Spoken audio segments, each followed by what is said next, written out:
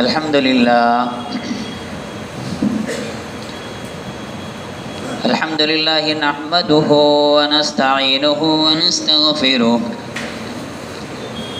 ونؤمن به ونتوكل عليه ونعوذ بالله من شرور أنفسنا ومن سيئات أعمالنا من يهد الله فلا مضل له ومن يضلله فلا هادي له ونشهد أن لا إله إلا الله وحده لا شريك له ونشهد أن سيدنا ومولانا محمدا عبده ورسوله أرسله إلى كافة للناس بشيرا ونذيرا بين يدي الساعة من يطع الله ورسوله فقد رشد ومن يعصهما فإنه لا يضر إلا نفسه ولا يضر الله شيئا أما بعد فأعوذ بالله من الشيطان الرجيم بسم الله الرحمن الرحيم من عمل صالحا من ذكر أو أنثى وهو مؤمن فلنحيينه حياة طيبة ولنجزينهم أجرهم بأحسن ما كانوا يعملون وقال الله تبارك وتعالى قل هذه سبيلي يدعو إلى الله على بصيرة أنا ومن اتبعني فسبحان الله وما أنا من المشركين صدق اللہ العظیم۔ میرے محترم بھائیوں، بزرگوں، دوستوں، اللہ رب العزت نے ہم سب کو جو زندگی عطا فرمائی ہے یہ سفر والی زندگی ہے۔ ہر آدمی سفر کے اندر ہے اور یہ زندگی اسفار والی زندگی ہے۔ ایک وقت تھا کہ ہم سب پھلوں کے اندر، پھولوں کے اندر، اناج کے اندر، خوراک کے اندر، غذاؤں کے اندر تھے۔ ان ساری چیزوں کو اللہ رب العزت نے کسی والد کے نطفے میں جمع کر دیا تو ہم نطفہ بن گئے۔ پھر اللہ رب العزت نے اس کو نطفے سے ماں کے رحم میں پہنچا دیا، رحم مادر میں پہنچا دیا۔ پھر اللہ رب العزت نے اس کی پرورش کی، ہوتے ہوتے ماں کے پیٹوں کے اندر زندگی گزارتے رہے اور مکمل بننے کے بعد ہم دنیا کے اندر آ گئے۔ ہمارا سفر ختم نہیں ہو گیا۔ پھر اس کے بعد قبر ہے، پھر اس کے بعد برزخ ہے، پھر اس کے بعد حشر ہے، پھر اس کے بعد حساب کتاب ہے، پھر اس کے بعد سب سے آخری منزل یا تو جنت یا تو دوزخ ہے۔ ہم سفر کر رہے ہیں۔ کوئی آدمی ٹھہرا ہوا نہیں ہے، روز بروز سفر کر رہا ہے۔ ہر آدمی پیدا ہو کے بچپنے کی طرف، ہر بچپن کا بچہ جوانی کی طرف، ہر جوان ادھیڑ عمری کی طرف اور ہر ادھیڑ عمر اپنے بڑھاپے کی طرف چلتا چلا جاتا۔ بھئی کہاں ٹھہرے گا؟ اس کا مستقر اللہ جس کو اپنی رضا کی جنت بنا دے وے، اس کا مستقر یا اللہ اپنے غضب کی جگہ جہنم پہنچا دے وے۔ یہ سفر جو ہوتا ہے، یہ چاہے مادی سفر ہو، چاہے دنیاوی سفر ہو، چاہے آخرت کا سفر ہو، ظاہری باطنی سفر ہو، سارے سفر کے اندر چار چیزوں کی آدمی کو ضرورت پڑتی ہے۔ چار چیزیں نہ ہو انسان کے پاس وہ سفر نہیں کر سکتا۔ کہ آپ کے پاس سفر کے لیے کیا ہونا چاہیے؟ چار راہ اس کے لیے علماء فرماتے ہیں۔ آپ کے پاس روشنی ہو، آپ روشنی کے بغیر سفر نہیں کر سکتے۔ آپ کے لیے راستہ ہو، بھئی آپ سفر کرنا چاہتے ہیں، کوئی سڑک ہی نہیں، کوئی راستہ ہی نہیں، کوئی چلنے کی سبیل ہی نہیں، کوئی گزرگاہ ہی نہیں، تو آپ ٹھہرے کی ٹھہرے رہ جائیں گے۔ تیسری راہ یہ ہے کہ آپ کے لیے کوئی رہبر اور رہنما بھی ہو۔ اور سب سے اہم چیز رہرو بھی تیار ہو. اب چلنے بھی تیار ہو، آپ ہی چلنے تیار نہیں تو پھر کیا کرے روشنی، کیا کرے راستے، کیا کرے رہبر؟ رہرو ہی تیار نہیں. سب سے پہلے چیز علماء فرماتے ہیں روشنی ہونا چاہیے. روشنی ہماری بدن کی بھی ہو اور روشنی ہمارے خارج میں باہر کی بھی ہو. ایک آدمی کے پاس اپنی نگاہ ہی محفوظ نہیں ہے، نابینا ہے، اس کے لیے سفر کرنا کتنا دشوار ہے. یا بینائی تو ہے، اس کے اندر کمزوری ہے. کتنے لوگ رہتے ہیں نا، سورج نکل جاتا ہے تو کچھ نظر نہیں آتا.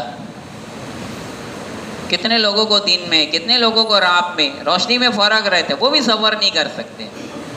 اور ہماری بینائی تو ٹھیک ٹھاک ہے، لیکن علاقے کے اندر اگر روشنی نہ ہو تو، سورج ہی نہ نکلا ہو یا رات ہو اور کوئی لائٹ ہی نہ جلی ہو، کوئی مرکوری نہ ہو، تو پھر اب کیا کرے گا آدمی؟ ٹھہرا ہی ٹھہرا رہ جائے گا. دیکھتے نہیں تم کتنی تاریکی ہے، کتنی ظلمت ہے، کتنا گھٹا ٹوپ اندھیرا ہے، میں کیا کروں، میں کہاں چلوں؟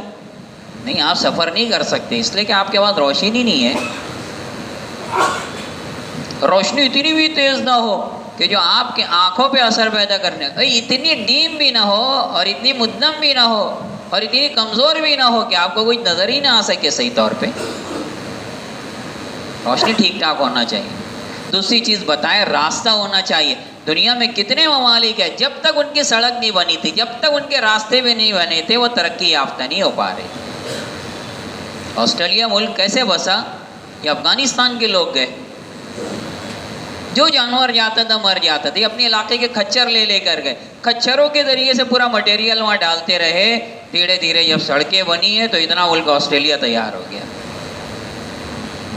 آج بھی کتنے ملکوں کے اندر جب سڑک ہی نہیں ہے، جب راستے ہی نہیں ہے، تو پھر کیا ہو رہا ہے؟ کوئی جانے تیار نہیں ہوتا ہمارے اپنے علاقوں کے اندر.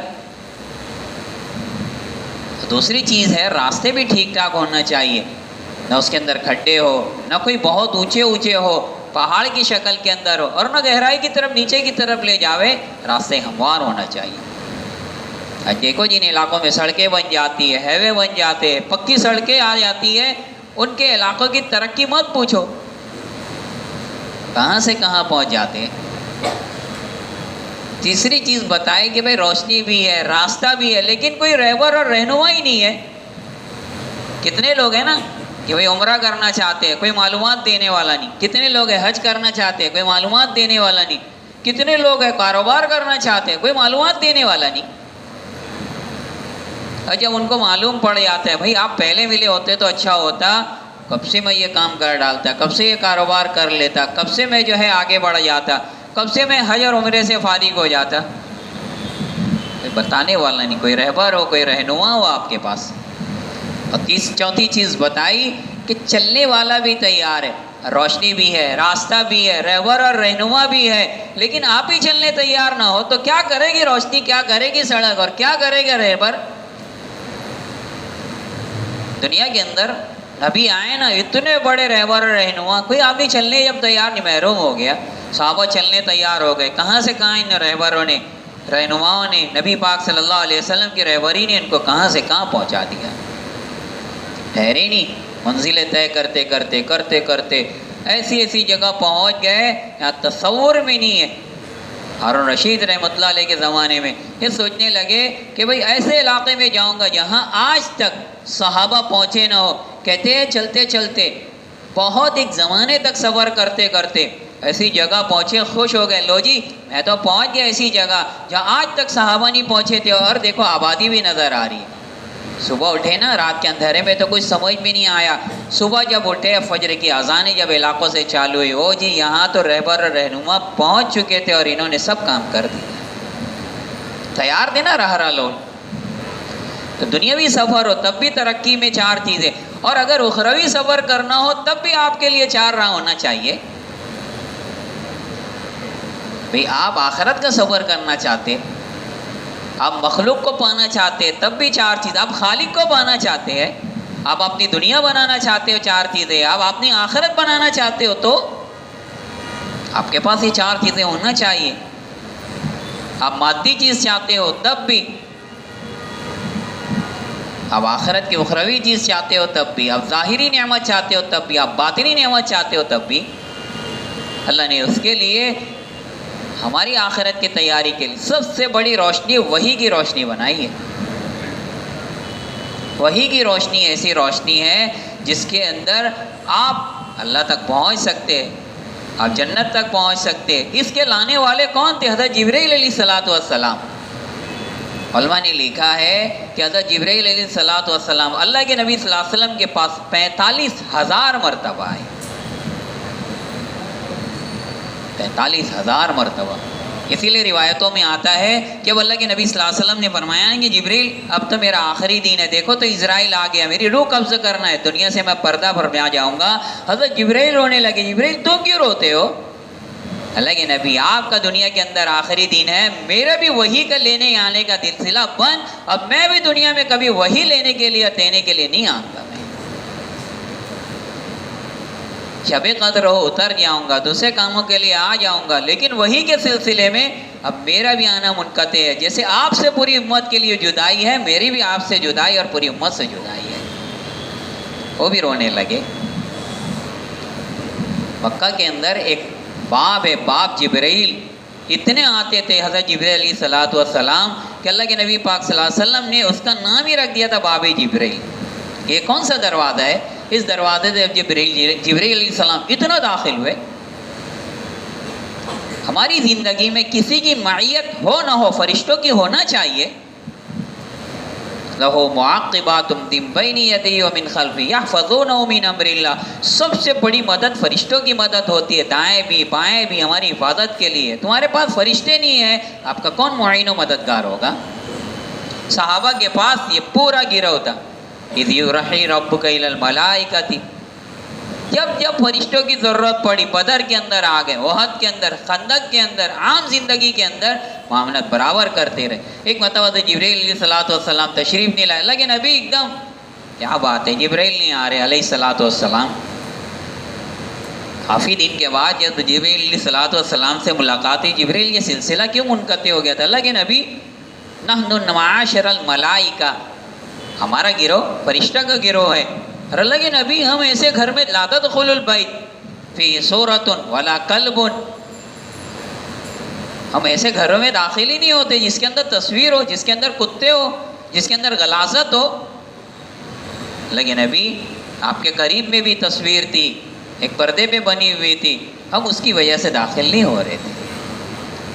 ہم بھی اپنے ساتھ زندگی میں دیکھتے رہے کہ ہمارے گھر میں کوئی ایسی چیز تو نہیں ہے کہ رحمت کے فرشتے ہی غائب ہو جاوے۔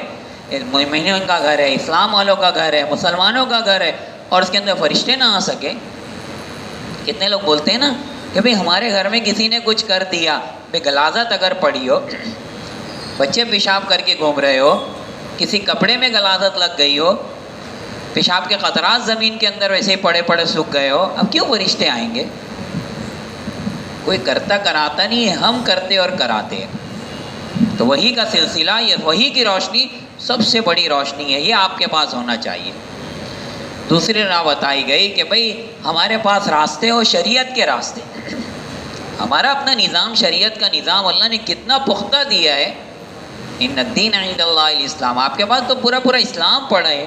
وَمَن يَبْتَغِ غَيْرَ الْإِسْلَامِ دِينًا فَلَن يُقْبَلَ مِنْهُ، اسلام کے علاوہ کوئی بھی دین تم لے کر آؤ گے، اللہ کہتے ہیں میں قبول ہی نہیں کروں گا۔ الدین یسر، یہ دین اسلام بہت آسان ہے۔ ہم نے چھوڑ کے مشکل بنا دیا۔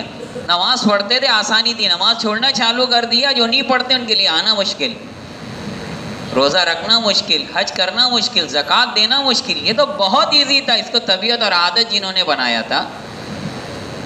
آج بھی جن ملکوں کے اندر سے ہو کر آئے، ان ملکوں میں دیکھا عادت بنا لی نماز پڑھنے کی، کوئی محروم نہیں رہتا نماز سے، عادت بنا لی روزے رکھنے کی، عادت بنا لی ذکر کرنے کی، عادت بنا لی تسبیح کرنے کی، آسانی کے ساتھ۔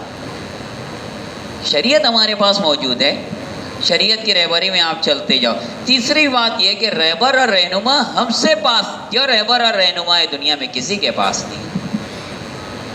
دنیا میں بہت سارے بڑے لوگ آئے اور چلے بھی گئے، آج وہ بڑوں کی وہ لوگ پہنچ سے باہر ہے۔ حضرت موسیٰ علیہ السلام کی مزار مقدس کون بتا سکتا ہے کہاں ہے، کس جگہ ہے؟ اور بھی نبیوں کے تعلق سے، یا دوسرے مذاہب کے لوگ ہو جتنے بڑے ہیں، یا تو جلا دیے گئے، یا تو بہا دیے گئے، یا تو ان کے نام و نشان نہیں ہیں آج، لیکن اللہ رب العزت نے ہمیں تو ایسا رہبر اور رہنما عطا فرمایا ہے، آج بھی ہم اپنے نبی کے اتنے قریب جا سکتے ہیں، دنیا میں کوئی اپنے رہبر اور رہنما کے اتنے قریب نہیں جا سکتا۔ ہم روضے پہ پہنچ گئے نا، ہمارا نبی سلام سنتے ہیں، ہماری آواز سنتے ہیں، ہماری نبی ہمارے سلام کا جواب دیتے ہیں۔ دنیا میں 3 چیزیں علماء فرماتے ہیں اتنی جلدی ہوتی ہے جو کسی اسپیڈ کو محسوس نہیں کر سکتا کہ اس سے تیز رفتار کوئی چیز ہو۔ حدیث کے اندر آتا ہے، کوئی دعا مانگتا ہے، اللہم انی اسألک الجنہ، اللہ مجھے جنت عطا فرما۔ دنیا کی واحد مخلوق جنت ہے، اس کی زبان سے نکلتا ہے، جنت حرکت میں آ جاتی ہے۔ اے اللہ تیرا بندہ میری طلب رکھتا ہے، مجھے داخل ہونا چاہتا ہے، میرا شوق اس کے دل کے اندر ہے، اے اللہ اس کا داخلہ پکا کر دے۔ بتاتے اتنی جلدی حرکت میں آتی ہے اور اتنی جلدی سے معارضہ کرتی ہے، درخواست کرتی ہے، دنیا میں اتنی جلدی کوئی مخلوق جو ہے وہ حرکت میں نہیں آتی۔ ایسے ہی کوئی شخص اگر پناہ مانگے، اللہم انی اعوذ بک من النار، اللہ مجھے جہنم سے بچا لے، جہنم فوراً حرکت میں آتی ہے۔ اللہ کون پناہ مانگ رہے، کون حفاظت چاہتا ہے، اللہ تو اس کو محفوظ فرما دے۔ تیسری، جو شخص اگر درود شریف پڑھے، اللہ کے روضے کے پاس ایک فرشتہ بیٹھا ہوا ہے، جیسے کوئی درود شریف پڑھتا ہے وہ فرشتہ حاضر ہوتا ہے، اس ہدیے کو نبی پاک صلی اللہ علیہ وسلم کی خدمت اقدس میں پیش کرتا ہے، اور اللہ کے نبی صلی اللہ علیہ وسلم سے اس کے نام کے ساتھ، اس کے والد کے نام کے ساتھ پیش کر دیتا ہے۔ وہ فرشتہ آدم علیہ السلام سے لے کے آخری انسان جو آئے گا نا، اس کی ساری ناموں کی فہرست ہے، اسے پوچھنا نہیں پڑتا ہے کہ تو نے درود پڑھا، تیرا نام کیا ہے، تیرے والد کا نام کیا ہے، پٹ سے لے جا کے پیش کر دیتے ہیں۔ تو ہمارے نبی آج ہم لوگ اتنے قریب ہیں، پوری زندگی فائدہ اٹھائے، آج بھی اس نبی سے فائدہ اٹھا سکتے ہیں۔ ایک شخص سے کہتے ہیں، میں ایک مرتبہ مسجد نبی میں روضے پہ حاضر ہوا، اس کے بعد میں سوچنے لگا اللہ کے نبی کا روضہ ہے، اللہ کیا مانگوں، اتنے میں میرے دل میں آیا کہ اللہ کے نبی سے کہوں، نبی جی آپ جو دے سکتے ہو وہ دے دیں، اور جو دلا سکتے ہو اللہ سے دلا دیں۔ اللہ کے نبی آپ کیا کیا دے سکتے ہیں، شفاعت دے سکتے، اللہ دے دیں، اللہ کے نبی دے دے۔ آپ حوض کوثر پہ پلا سکتے جام، اللہ کے نبی پلا دیں۔ آپ مغفرت کی دعا کر سکتے، اور جو دلا سکتے ہیں اللہ کے نبی، آپ میرے اللہ سے وہ بھی میرے لیے دلا دیں۔ اتنی آسانی تو رہبر ہمارے پاس موجود ہے۔ چوتھی چیز یہ ہے کہ ہم سب اس دین کے راستے پر چلنے تیار ہو، وحی کی روشنی کے اندر، شریعت کے راستے پہ اللہ کے نبی صلی اللہ علیہ وسلم کو رہبر مان کر پھر دیکھو تو ہماری زندگی میں کتنی تبدیلی آتی ہے۔ اسی کا نام تو دعوت و تبلیغ ہے۔ تو وحی کی روشنی کے بعد اور اس کے بغیر اگر چلنا چاہو تو منزل تک نہیں پہنچ سکتے۔ شریعت کے بغیر، شریعت کے ہٹ کر کے کام کرتے رہو، تم کسی اور کو اپنا گائیڈ، اپنا رہبر اور رہنما بنا لو اور کہو کہ میرے نبی میرے بڑے نہیں ہیں، تم بھٹکتے ہوئے دنیا میں رہ کر اور گناہ ہوتے ہوئے دنیا میں رہ کر ہمیشہ کی زندگی کو خسران میں ڈال دو گے۔ لیکن اللہ کے نبی کو بنا لیا تو تم سے بڑا کامیابی اور کامرانی والے پانے والا، فلاح و بہبودی پانے والا دنیا میں کوئی نہیں ہوگا۔ سب سے بڑی چیز آج دنیا میں کچھ ہے نا، وہ ہدایت ہے۔ ہدایت کسی کو بھی مل جائے، مجھے مل جائے، آپ کو مل جائے۔ اللہ کے نبی پاک صلی اللہ علیہ وسلم اس ہدایت کی دعا اپنے نمازوں میں کر رہے، اور سورہ فاتحہ کو واجب قرار دیا گیا نماز میں پڑھنا۔ آپ ہدایت مانگو، اللہ کو اتنی پسند ہے ہدایت، اتنی پسند ہے کہ دنیا جب سے چلائی سب سے پہلا شخص حضرت آدم علیہ السلام، اس کو بھی نبی بنا کر اللہ نے دنیا کے اندر بھیجا۔ بھائی جب دنیا کے اندر انسان ہی ہے، نبی کیا کرنے آ رہے؟ پہلے انسان آنا چاہیے، پھر ان کے اوپر محنت کے لیے نبی آنا چاہیے۔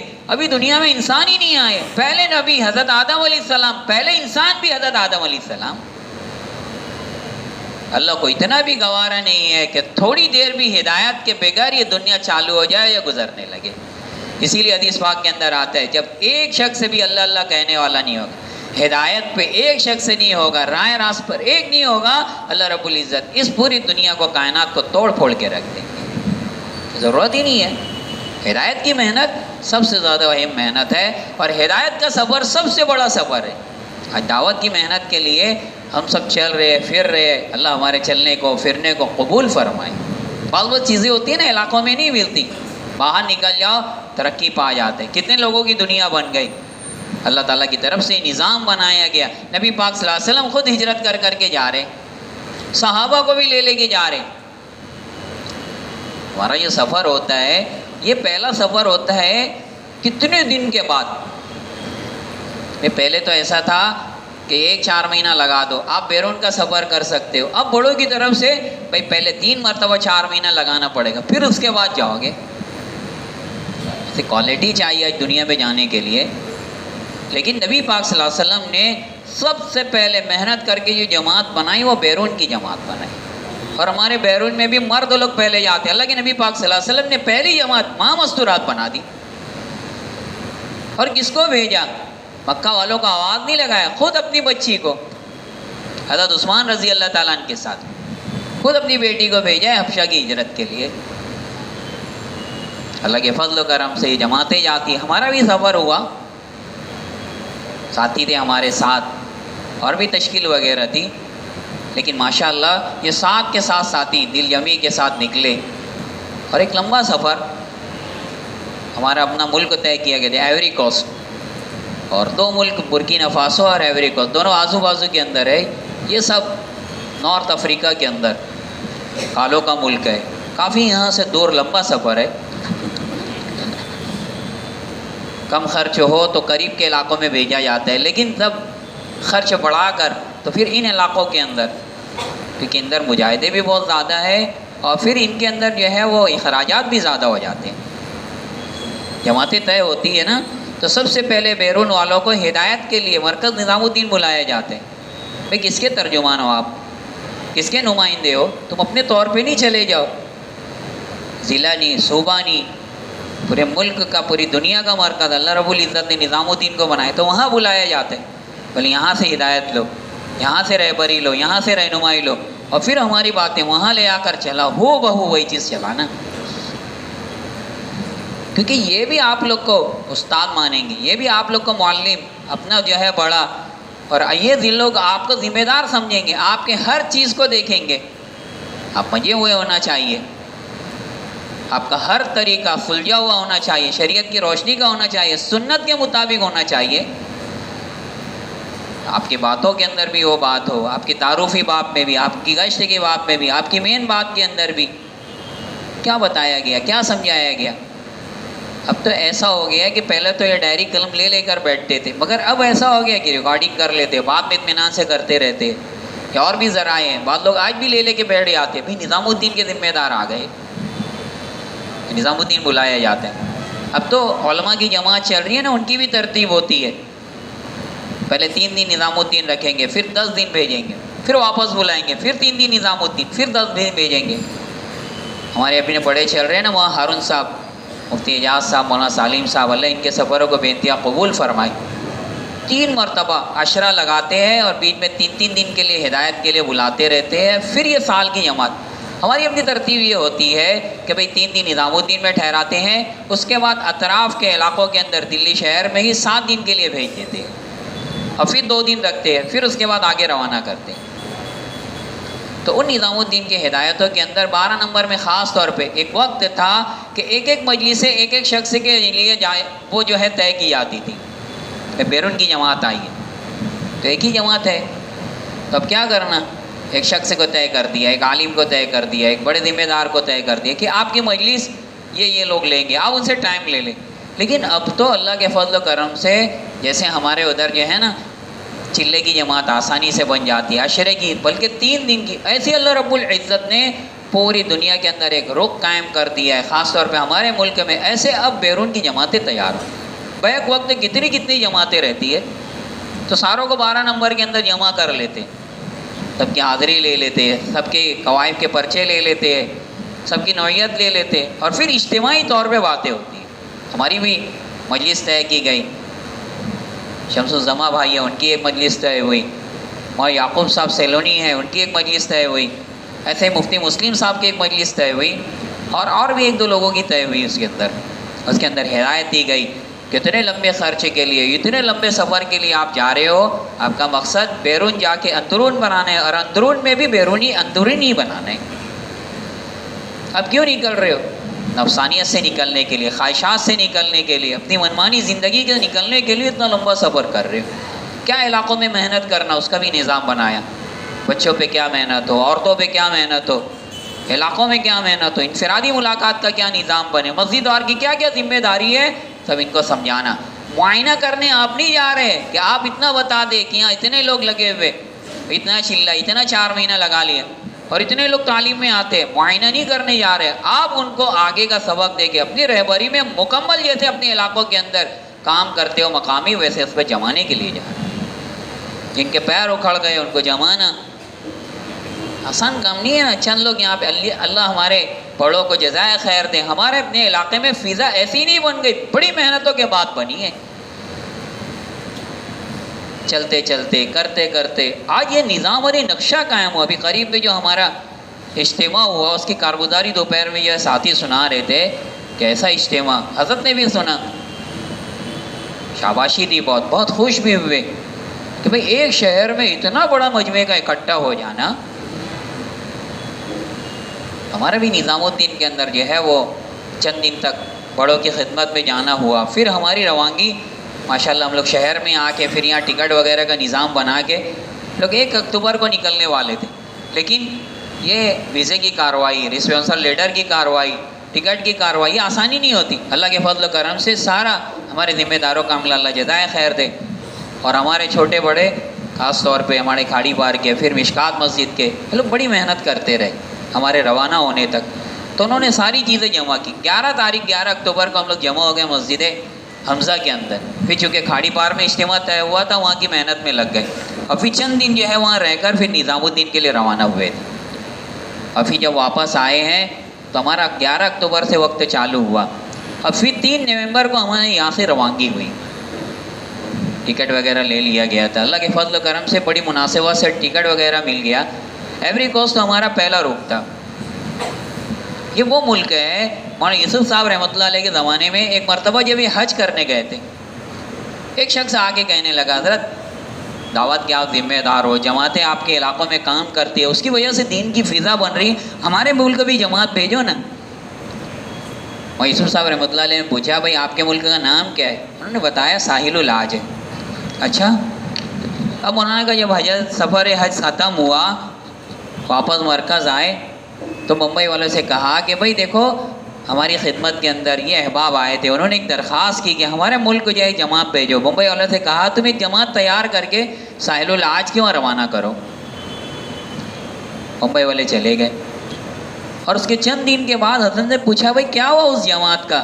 کہنے لگا حضرت ہم تو وہ جماعت کو پورے میپ میں، پورے نقشے میں ڈھونڈتے رہ گئے، وہ ملک ملا ہی نہیں.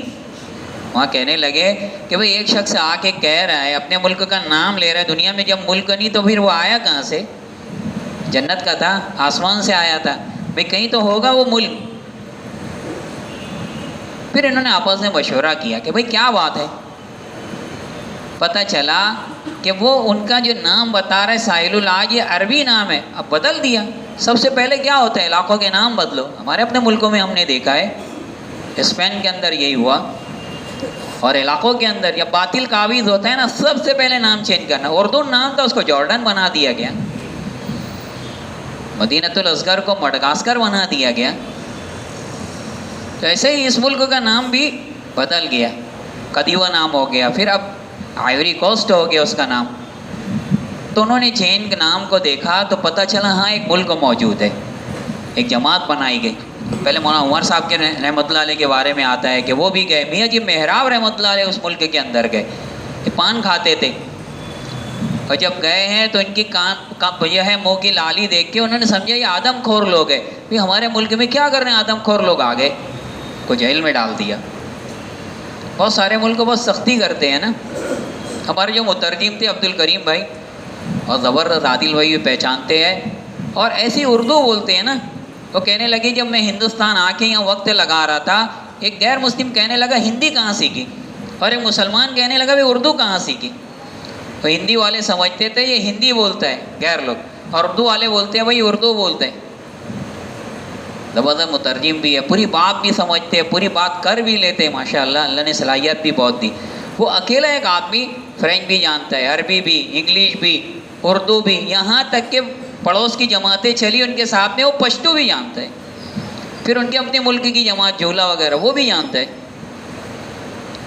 تو کہنے لگا ایک ہمارے علاقے میں جماعت آئی ہوئی تھی، وہ آپس کے اندر تھوڑا سا ان کا انتشار ہو گیا. اللہ کے فضل و کرم سے ہمارے پوری جماعت کے اندر بڑی محبت سے ساتھی چلتے رہے، امی صاحب بھی اور ساتھی بھی سب نیک ہی لوگ تھے الحمدللہ. فرشتوں کی جماعت تو نہیں تھی لیکن اللہ کے فضل سے بڑے اچھے سے چلتے رہے. تو آپس میں بڑا انتشار ہو گیا.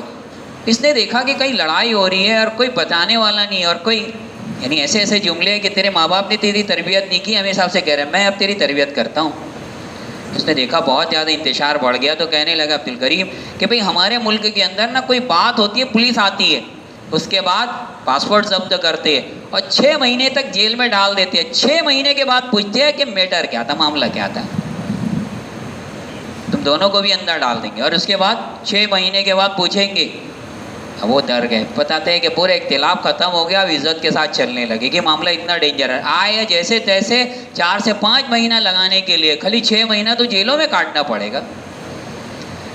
تو ان کو بھی لے آ کے میاں جی محراب رحمۃ اللہ علیہ کو ڈال دیا. پھر وہ بتایا کہ بھائی یہ تم وہ سمجھ رہے وہ نہیں ہے، زبان کا بھی بڑا مسئلہ ہو جاتا ہے. تو وہ پان لے کے منہ میں ڈالا، اس کو کھا کے تھوکا، تب ان کے سمجھ میں آیا تو بھیجا. خود اس ملک کے لوگوں نے، ہماری جماعت اس سے پہلے بھی جب گئی تھی نا تو انہوں نے 3 دن لگایا تھا. بتایا کہ ہم لوگ نے پھر سفر کیا ہے نظام الدین کہ ہم بھی کام سیکھنا چاہتے ہیں. کہ ان کے بہت بڑے ذمہ دار تھے، اللہ ان کو گھری کی رحمت فرمائے، شیخ صالح، وہ بھی اس جماعت کے اندر آئے تھے. کہنے لگے ہمارے پاس پیسہ بھی نہیں تھا، ہم لوگ تو کتنا اسباب لے کے انتظام کر کے ہمارے پورے جو ہے اناج کا 5 مہینے کے کھانے پینے کا، اللہ کے فضل و کرم سے یہ ساتھی ہمارے ساتھ بہت رحم کا معاملہ کرتے، سب کچھ کے انتظام کے بعد ہم لوگ جاتے ہیں. کہنے لگے نظام الدین کی محبت اتنی آج بھی ان کے دلوں کے اندر بہت محبت ہے. ہم لوگ اس کا احساس نہیں لیتے کہ نظام الدین کیسی جگہ ہے. خود ہماری جماعت ہمدرد علاقے کے اندر دلی میں وقت لگا رہی تھی، کئی ساتھیوں سے ملاقات ہوئی تو بھائی نظام الدین گئے ہوئے کتنا دن ہو گیا؟ کہنے لگے یاد ہی نہیں ہے، اس مہینہ گئے تھے نہیں، اس سے پچھلے مہینہ گئے تھے نہیں، کئی مہینہ گزر آتا ہے دلی رہنے والے نظام الدین مرکز نہیں آ پاتے. قریب کی چیز جو ہوتی ہے نا، گھر کی مرغی دال برابر. حرم پاک کے اندر ایک شخص کا انتقال ہوا، بتانے لگے اس کا جنازہ جب حرم میں داخل کرنے لگے تو بہت بھاری ہو جاتا اور دوسرے رخ پر پھیلتے بالکل ہلکا ہو جاتا، نارمل سی جو ہے وہ وزن اور اس کا جو ہے معاملہ ہو جاتا. کئی مرتبہ انہوں نے جب ٹرائی کیا تو ایک عالم تھے، ان سے پوچھا کہ بھئی کیا بات ہے، حرم میں جنازہ جانے تیار نہیں. کہا بھئی تحقیق کرو اس کا کیا معاملہ تھا. خود کے گھر والوں نے بتایا کہ 12 سال گزر گئے، کبھی حرم میں ایک نماز نہیں پڑھی. ہم لوگ ترستے رہتے ہیں، کیا تم تو جدہ میں رہتے ہو، جب چاہتے ہو کہ عمرہ کرتے ہوگے، تم مکہ کے اندر رہتے ہو، جب چاہتے ہوں گے نماز پڑھ لیتے ہوں گے شیخ شتیس کے پیچھے، شیخ شرائم کے پیچھے، بڑے لوگوں کے پیچھے، حتیم میں، مقام ابراہیم پہ. ایسے مرکز نظام الدین کا معاملہ ہوتا ہے. ہم بھی بہت دور نہیں ہے. مراکو کے اندر جب حضرت کا بھی سفر ہوا، ہم لوگ جب پہنچے تھے وہاں کے ذمہ دار موجود نہیں تھے اور ایسا ہو گیا کہ بھئی ابھی جو ہے حضرت کے سفر کے اندر سب لوگ مراکو گئے ہوئے تھے، ابھی سب لوگ جمع ہو جائیں گے تو پھر مرکز کی ان کی حاضری ہوگی، آگے آپ لوگ کی ترتیب بنائیں گے. مراکو جب حضرت گئے ہیں تو اس ملک کے، ہم لوگ برکینا فاسو کے اندر تھے، وہاں ہم لوگ بتانے لگے، بہت سارے تو حیثیت والے تھے، وہ چلے گئے فلائٹ سے، لیکن چند ان بچے اور قدماء میں سے اور پرانے لوگوں میں سے اتنی حیثیت نہیں تو کہنے لگے کہ ہم لوگ بائی روڈ گئے اور یہاں سے ہمارا پہلا ملک مالی، پھر دوسرا ملک مورتانیہ، پھر تیسرا ملک مراکو تھا. پہلا ایک سفر کیا مالی کی طرف، 30,000 کرایہ، دوسرا ملک جو ہے مورتانیہ تھا، 35,000 کرایہ، اور تیسرا ملک مراکو تھا، وہ 50,000 کرایہ. 1,10,000 روپیہ دے کے انڈین، وہ بھی بڑی رقم ہو جاتی ہے. 1,10,000 ایک ہفتے تک جب سفر کرتے رہے تب جا کے جو ہے وہ مراکو پہنچے. 1 ہفتہ جانے کا، 1 ہفتہ آنے کا، پھر درمیان میں رہنے کا، ایسے پورا ایک مکمل جو ہے وہ 20 سے 25 دن لگ گیا. اور کتنا خرچ آیا؟ 40 سے 45,000 خرچ آیا. سفر کی مشقت الگ. اور جو لوگ بائی پلین گئے تھے وہ بتاتے ہیں جتنا یورپ اور انڈیا کا سفر کرتے اتنا خرچ آیا. لیکن نظام الدین کتنے بڑے حضرت آ رہے ہیں، بڑے آ رہے ہیں، ان کی خدمت میں پہنچنا ایک سعادت کی بات ہے. ہم لوگ ایک مرتبہ ایک بچے کو بلانے لگے کہ بھائی آپ جو ہے کھانا کھا لیں. کہنے لگا میرا روزہ ہے. بھائی پیر جمعرات کا تمہارا روزہ سننا تھا, آج منگل کا دن ہے, آج کون سا روزہ ہے؟ کہنے لگا کہ میں نے منت مانی ہے جب تک نظام الدین نہیں پہنچ جاؤں گا جب تک میں روزے سے رہوں گا. تو روزہ مستقل رہ رہے کہ اللہ مجھے نظام الدین پہنچا دے. اتنی محبت کہ وہاں کیا مل رہا ہے بھائی؟ وہاں ہے وحی کی روشنی, وہاں ہے شریعت کا راستہ, وہاں ہے ہمارے رہبر اور رہنما نبی پاک صلی اللہ علیہ وسلم کی ساری چیزیں, اور وہاں رہرو بنایا جاتا ہے کہ اس راستے پہ تم چلنے کے لیے تیار ہو, کہ عزائم کرائے جاتے. دل کے اندر ایک امیدیں جاگتی ہے کہ میں بھی چلوں گا, ایک ارمان پیدا ہوتا ہے. ہماری جماعت جب ایوری کوسٹ جب پہنچ گئے, خیر و عافیت کے ساتھ یہ سفر بھی ہوا اللہ کے فضل و کرم سے. درمیان کے اندر بھی اللہ تعالیٰ نے بہت فضل کیا, بہت کرم کیا, اور جب وہاں پہنچے ہیں تو پھر وہ سارے ذمہ دار ایک ہفتے تک ہمیں کہے کہ بھائی اس علاقے کے اندر پہلے محنت کر لو. وہاں بھی 2 مہینے کی ایک جماعت بن رہی تھی, ساتھیوں نے محنت کر کے اس جماعت کو مکمل کیا. اور پھر اس کے بعد جب مشورہ ہوا تو بھائی سب سے پہلے بات یہ ہے کہ نظام الدین والوں نے ہمارے لیے ہدایت کی کیا باتیں کی, اور ہمارے لیے خاص طور پہ کس چیز کی تاکید کی وہ بتاؤ. ہمارے ملک کے لیے یہ پورا ملک آپ کے حوالے ہے, آپ جیسا چاہے اس کو استعمال کریں, بہترین سے بہترین. پھر بتانے لگے کہ بھائی اس ملک کا ہمارا اجتماع بھی ہے. ترتیب ایسی اللہ نے بنا دی تھی چونکہ ایوری کوسٹ کا صرف 2 ہی مہینے کا ویزا ملا تھا, 4 مہینے کا نہیں, 3 مہینے کا نہیں مل پایا, دیتے ہی نہیں وہ لوگ آج کل. 27 تاریخ کو ویزا لگ گیا, ہم لوگ پہنچے تھے 3 تاریخ کو, اور ہمارا ویزا جو ہے وہ 27 کو ختم ہوتا ہے. اللہ کے فضل و کرم سے 22, 23, 24 3 دن کا اجتماع تھا, اور 2 دن کا بیچ میں گیپ ہم برکینا فاسو پہنچ سکتے تھے. تو وہ 3 بھی مکمل ہوا اجتماع پہ, اور اجتماع کے قدم پر رہبر بھی اسی جگہ مل گئے. سارا ملک ان کا جو اٹیچ ہے نا, 16-17 ممالک ہے, وہ سب کے سب اجتماع میں آئے ہوئے تھے, اور وہیں رہبری بھی ہو گئی. تو وہ بتانے لگے کہ ہمارے 30 ضلع ہیں, اس کے اندر ہم لوگ چل پھر کر اب محنت کریں گے. ہم کیا محنت کریں, ہمارے ساتھی سب منجے ہوئے رہتے ہیں نا ماشاءاللہ, اور یہ ہمارے بڑے بزرگ ہمیں محنت سے اتنا گزار دیتے. کیا کام کی ترتیب ہونا چاہیے سب کے ذہنوں میں ہوتی ہے, 9 کے زبان پہ ہوتی ہے. بھئی آپ اس میں ایک رہبر وہ جو ہے امیر طے کر لو, اور 2 معاون طے کر لو, اور پھر اس کے بعد پوری مسجد وار کو ہی جماعت جو ہے وہ حوالے کر دو. وہ ساری عام جو ہے لوگوں کی محنت کر کے ایک مکمل جماعت بنا لیں گے. آپ لوگ بھی اس طور پر چلو پھرو, اور جن جن سینٹروں کو تم جمع کرو, سب سے پہلے امیر کون اور 2 معاون کون, پوری جماعت بندی ہو جاوے. کہنے لگے ہمارے ذہن کے اندر اور باتیں تھیں, لیکن بہت اچھی بات آپ نے بتا دی, اسی طریقے سے ہماری محنت ہوگی.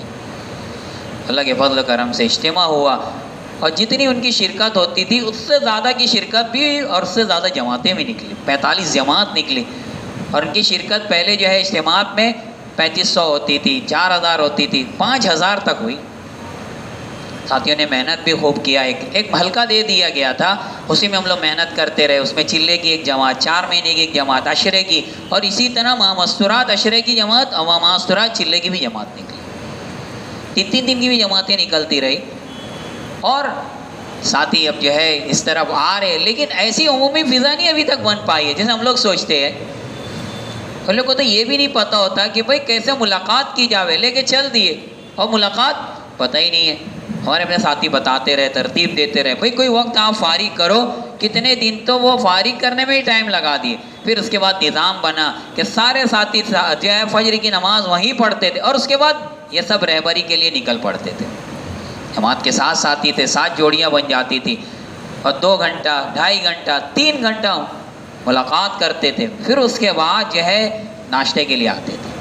مسلسل محنت کرتے رہے اللہ کے فضل و کرم سے, اور پورے علاقے کے اندر ایک محنت ہوئی, اور اس کی وجہ سے فضا بنی. جماعتوں کا جانا اتنا اہم ہے, اتنا اہم ہے. ہم لوگ سوچتے ایک مرتبہ چلے گئے, پورا نظام قابو میں آ گیا, بار بار جانا پڑتا ہے. کتنی مسجدیں انہوں نے بتائی کہ یہ جو کورونا اور یہ بیماری آئی تھی اس سے پہلے اجازت تھی, ابھی اجازت نہیں ہے. بیرون کی جماعتیں آتی ہیں نا, اس میں یہ ذمہ دار رہتے ہیں. اکثر جو ہے علماء اور ائمہ کے ہاتھ میں وہ ساری مسجدیں رہتی ہے, تو وہ اجازت دینے میں تھوڑا سا آگے پیچھے ہونے لگتے ہیں. دعوت کا کام کون سا ہے, کیسا ہے, بہت سمجھانا بھی پڑتا ہے. علم کی روشنی میں اور علماء ہوتے تو آسانی ہو جاتی ہے, ورنہ عام لوگ ہوتے ہیں تو ان سے بات بھی بیچارے نہیں کر پاتے, اور صحیح طور پہ جات بھی واضح نہیں ہو پاتی. کتنی جماعتیں, جب ان کی مسجدوں کے اندر گئی پتہ چلا کہ بھئی اب وہ معاملہ نہیں ہے. ایک جماعت کے بارے میں انہوں نے بتایا، ہندوستان کی جماعت آئی ہوئی تھی، بھئی اجازت نہیں ہے مسجد میں رکنے کی، اب کیا کریں؟ تو ان کی اطراف میں مسجدیں ہوتی ہیں، مسجد النساء، چھوٹی سی مسجد بنائے رہتے ہیں، کبھی کبھی تو اٹیچ بھی کر دیتے ہیں، ایک پردہ لگا کے پیچھے عورتیں نماز پڑھیں گی، وہ بھی بہت پابند ہوتی ہے. پوری رات وہ جو الگ سے مسجد کے ایک 4 دیواری بنی ہوئی تھی، یا لائٹ بھی نہیں یا پنکھا بھی نہیں، پوری رات ٹھنڈی کا موسم تھا، وہ جماعت ٹھٹرتی رہی. صبح جب ہوئی نا تو جو رہبر تھے وہ امام صاحب کو، ٹرسٹی کو بیٹھا کے کہنے لگے کہ بھئی دیکھو تو صحیح، تمہارے گھر میں کوئی مہمان آئے، تم اجازت دیتے ہو، اس کی عزت کرتے ہو، یہ اللہ کے مہمان ہیں، تم سے کیا مانگ رہے؟ تمہارے اپنے گھر میں رہنا چاہتے، اللہ کا گھر تم اس کو دینے کے لیے تیار نہیں. نہ تم سے کھانا مانگتے ہیں، تم سے کرایہ مانگتے ہیں، نہ تم سے جو ہے اپنی ضرورت پیش کرتے ہیں، اللہ کے لیے وقت لگانے کے لیے آتے ہیں، تم کیوں ان کو اجازت دیتے ہو؟ باہر کی جماعت ہندوستان کی گئی ہوئی، اس کی عزت بھی کرتے ہیں. فوراً جو ہے وہ امام صاحب کہنے لگے بات بالکل صحیح ہے، آپ کیوں منع کرتے ہو؟ ٹرسٹی میں بھی اجازت دی. یہ صحیح بات ہے. اور ماشاءاللہ یہ سب وہ لوگ ہیں جن پر صحابہ کی محنت ہوئی تھی. ایک وقت تھا صحابہ جا کے ان ممالک کو مسلمان ملک بنا کے آئے تھے، 100% مسلمان تھے. اب عیسائیوں کی محنت ہونے لگی، اسی لیے تو وہ جگہ چڑھتے ہیں عیسائی لوگ. جمعہ کا دن ہوتا ہے نا تو ایک ماحول بنتا ہے سب علاقوں کے اندر، اور لوگ نماز کے لیے عام نمازوں کے اندر بھی آتے ہیں. آپ تعجب کرو گے ان کے ملکوں کے اندر نمازیوں کی تعداد اور نمازیوں کا فیصد 60 سے 75 اور 70 ہے. 70% لوگ نماز کا اہتمام کرتے ہیں. عام سے عام نمازی کے لیے آئے گا. اور ایسا نہیں 4 نماز ایک ڈسکاؤنٹ جو ہے فجر میں غائب، فجر میں بھی وہی مصلی رہتے ہیں جو عام نمازوں کے اندر رہتے ہیں. دھندا کرنے والا، کوئی جو ہے بیوپار کرنے والا، وہ بھی آ جائے گا جلدی سے نماز پڑھنے کے لیے. اور جماعت نہیں ملی ہے تو بغیر جماعت کے نماز بھی نہیں پڑھے گا، جلدی سے ایک امام لے لیں گے اور اپنی جو ہے جماعت بنا لیں گے. نہیں آتا ادب، نہیں آتا طریقہ صحیح سے، لیکن نماز پڑھ تو رہے اور ذکر کرتے رہیں گے، ہر وقت جو ہے تسبیح ہاتھ کے اندر رہے گی، شرمائیں گے نہیں. ایک ساتھی بلکہ تو پوچھنے لگے کہ آپ ذکر کے لیے ہاتھ میں تسبیح لیتے کیا پڑھتے ہو؟ کہنے لگا 10,000 مرتبہ میں استغفار کرتا ہوں. معمولی بات ہے. عام سے عام جو ہے آدمی قرآن لے کے بیٹھا رہے گا، اس کی تلاوت کرتا رہے گا، چاہے اس کا قرآن صحیح نہ ہو لیکن قرآن تو ہاتھ میں ہے. عورتیں بھی آتے رہتی ہیں بڑے اہتمام کے ساتھ. اور جب جمعہ آ جاتا ہے تو ایسا لگتا ہے کیا عید کا دن آ گیا. بعض مسجدیں تو رات ہی سے صاف ہونا چالو ہو جاتی ہیں، بھائی کل جمعہ کا دن ہے. اور بعض مسجدیں صبح سے، اس کے اندر مرد بھی عورتیں بھی سب لگ جاتے ہیں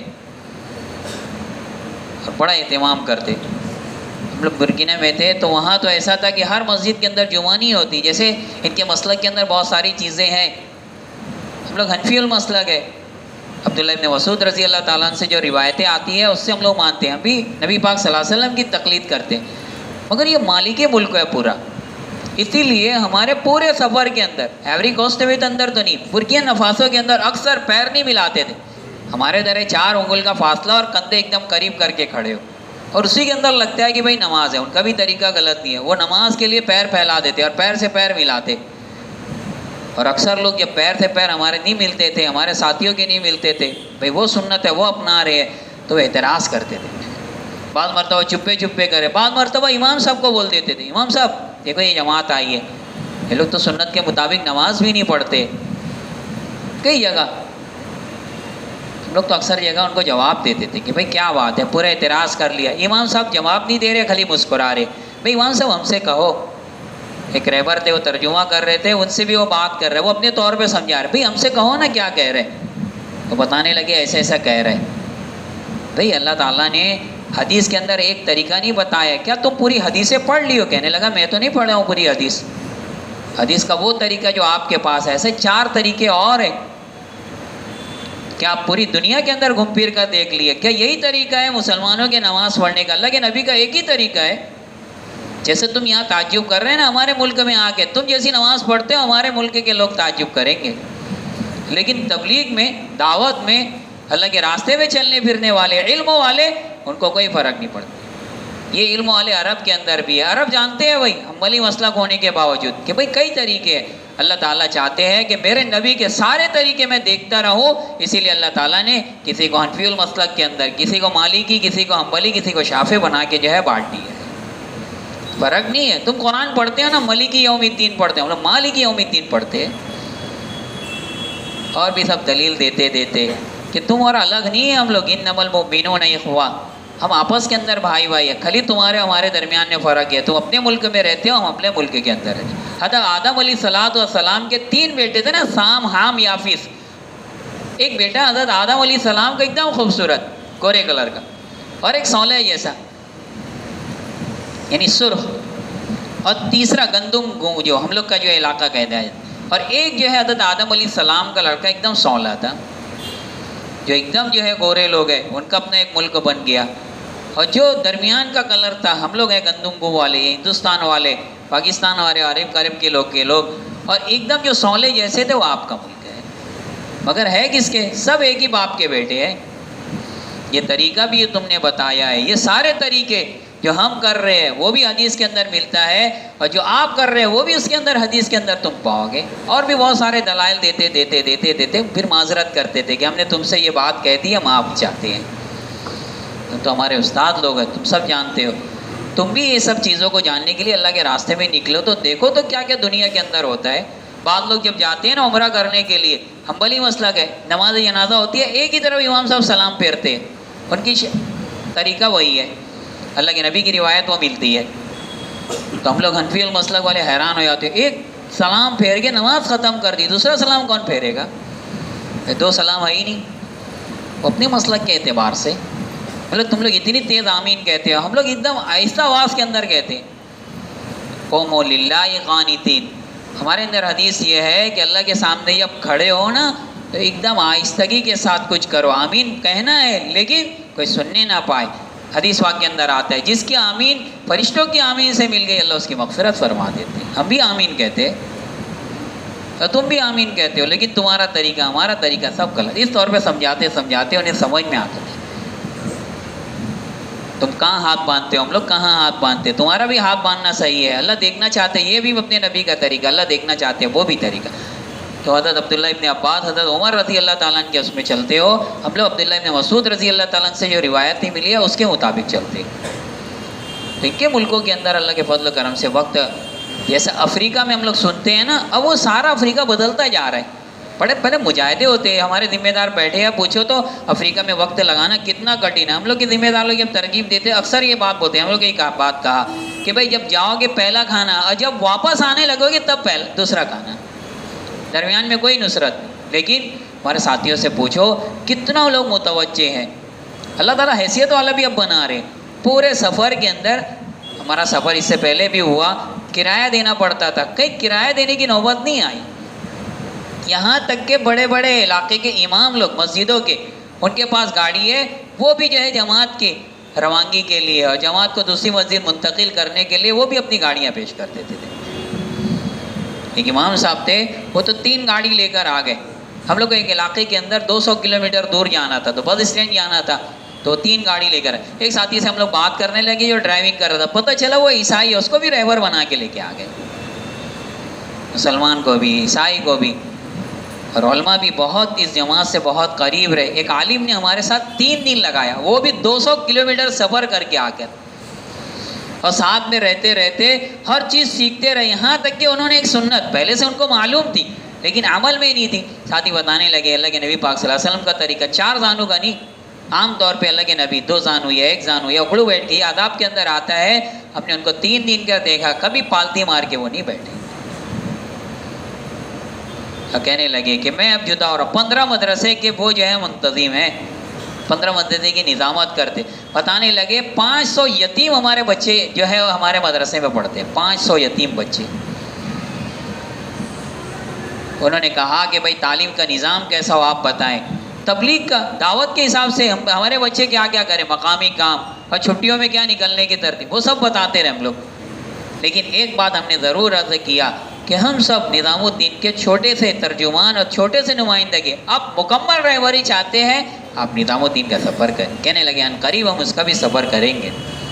اور جب ہماری جماعت واپس آئی ان کے علاقے کے اندر وگا ڈوگو، کہنے لگے کہ سب سے پہلے ہمارے مدرسہ چلے. 4 دن مدرسے کا رخ طے کیا اور 4 دن تک مکمل ضیافت کی.